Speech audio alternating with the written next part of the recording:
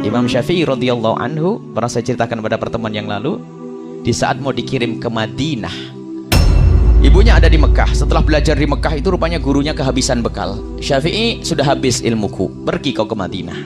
Waduh, ada murid kayak begitu hebat benar. Saya pengen punya ilmu begitu sampai saya pengen punya santri langsung begitu. Sampai saya bingung ngajar kamu itu nak. Kenapa? Habis ilmu saya. Wah, kan hebat kalau gitu. Ini ada orang ngajar Imam Syafi'i itu kehabisan. Syafi'i, ilmuku sudah habis, pergilah kau ke Madinah. Pamitan kepada ibunya. Setelah pamitan kepada ibunya, setelah ke Madinah nanti dikirim ke Irak. Apa kata ibunya? Nak, berangkatlah kau menuntut ilmu jihad di jalan Allah. Kita ketemu nanti di akhirat saja. Bagaimana kalau ibu kita ngomong gitu? Dan saya masih ingat Umi juga pernah waktu itu saya dengar cerita sebelum dari buku, dari ceritanya Umi. Berangkatlah kau Syafi'i, nanti kita ketemu di akhirat. Imam Syafi'i ke Madinah lalu berangkat ke Irak. Di Irak tuh Imam Syafi'i bukan setahun 2 tahun, karena takut pulang ke rumah nggak berani, karena belum dipanggil sama ibunya. Belum dipanggil sama ibunya. Di Irak menjadi orang alim besar, sehingga setiap rombongan dari Irak haji, ibunya Imam Syafi'i datang ikut haji juga.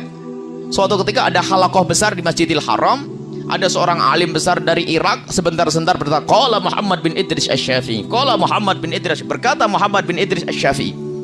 Ibunya Imam Syafi'i itu bingung, siapa Muhammad bin Idris itu? Akhirnya ditanya, ya Syekh, siapa Muhammad bin Idris Asy-Syafi'i? Sang Syekh dengan penuh kebanggaan, dia adalah guruku, seorang alim yang ada di Irak, asalnya dari Mekah ini. Ibunya kaget, ketahuilah ya Syekh, Muhammad bin Idris Asy-Syafi'i adalah anakku. Hah? Ibunya masih ada? Iya, Muhammad bin Idris Asy-Syafi'i adalah anakku. Akhirnya dihormati ibunya Imam Syafi'i. Terus apa pesanmu untuk Syafi'i? Pesanku untuk Syafi'i, kalau memang Syafi'i pengen pulang, Syafi'i boleh pulang. Baru disampaikan kepada Imam Syafi'i bahwasanya Syafi'i boleh pulang. Dulu janjinya ketemu di akhirat. Artinya sudah tidak harapan ketemu di dunia kayak gitu. Karena tidak ada telepon, tidak ada SMS, nggak ada.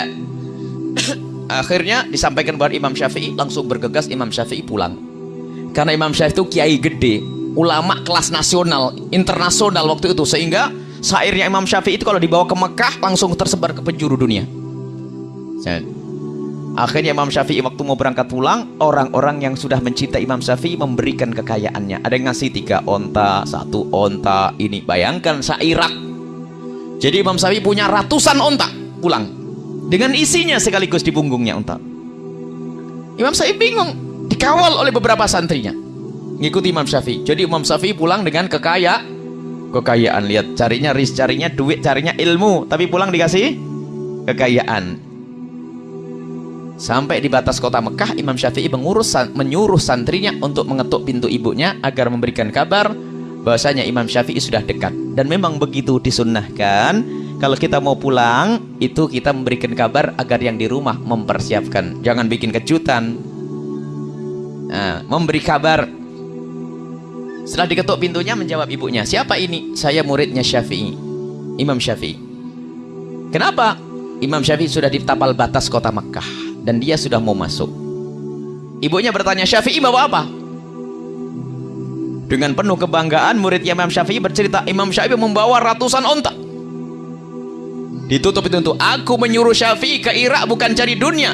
Katakan kepada Syafi'i, Syafi'i tidak boleh pulang ke rumah. Sekarang suruh cari duit. Anaknya jadikan sapi perah cari duit. Sekarang ini kalau nggak bawa duit suruh pulang, balik ini. Ini bawa onta banyak, marah ibunya. Aku nyuruh Syafi'i ke Irak bukan cari duit, bukan cari onta. Akhirnya sampaikan Imam Syafi'i, gemeteran dia nyampaikan, ya Imam Syafi'i, ibumu marah. Kenapa? Ibumu bertanya Syafi'i bawa apa? Terus, ya aku bercerita kamu bawa onta yang banyak. Salah kamu, jangan ngomong begitu. Baik, sekarang aku panggil warga Mekah. Semua ontanya, hartanya dibagikan kepada semua penghuni Mekah. Yang ada hanya kitab saja. Sampaikan kepada ibuku, diketuk, siapa ini? Aku murid Syafi'i. Kenapa? Ontanya Syafi'i sudah dibagikan semuanya, yang tertinggal hanya kitabnya saja dan ilmunya. Ya sudah, kalau begitu Syafi'i aku tunggu. Allah. Ada 2 hikmah. Yang pertama, Ibu yang baik itu tidak menjadikan anaknya sapi perah untuk cari duit. Itu loh, ibu yang benar. Yang kedua, kalau ibu ngelepas anaknya sukarela, ditemukan lagi oleh Allah di dunia. Lihat, rela, padahal ibunya Imam Syafi'i ngelepas anaknya, nak, ketemu di akhirat. Loh, pol-polan ini. Pol-polan. Umi dulu pernah ngomong sepintas ngomong gitu ya, nah, ketemu di akhirat. Saya ingat. Cuman ya setelah itu ketemu lagi di dunia kan. Kita mondok juga cukup lama, 18 tahun mondok, bayangin Bu, mondok 18 tahun Bu. Saya itu mondok, ibu, anak ibu berapa tahun mondok? Saya mondok 18 tahun, pulang masih tua atau muda Bu? Yang bener nih Bu. Saya mondok 18 tahun tapi pulang, nah masih muda kata ibu yang bener. Yuk jangan mah. Jadi mondok baru 4 tahun sudah lama, 3 tahun sudah lama, 18 tahun saya mondok itu.